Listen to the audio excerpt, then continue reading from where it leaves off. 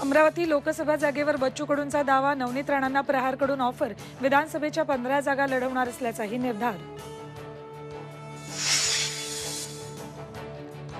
रोहित पवारांची शिर्डीतल्या शिबिराकडे परदेशात असल्यानं अनुपस्थित असल्याचा जयंत पाटलांची प्रतिक्रिया, तर शरद पवार गटाचे नेते कधी पक्षाबाहेर पडतील, तटकरेंचा दावा.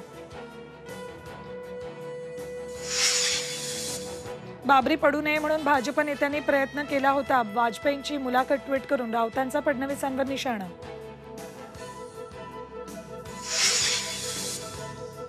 अदाणींच्या व्यवहारांची एसआयटी चौकशी सर्वोच्च न्यायालयानं फेटाळली. उरलेली चौकशी 3 महिन्यात पूर्ण करण्याचे सेबीला आदेश. सेबीच्या तपासात कोणतीही त्रुटी नसल्याचा निर्वाळा. वाहतूकदारांचा संप अखेर मागे, मात्र इंधनाचा पुरवठा न झाल्यानं राज्यातील पेट्रोल पंप कोरडेच.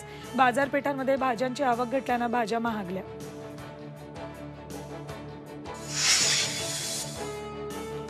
आणि अंतरवाली सराटीत मराठा समाजाची बैठक.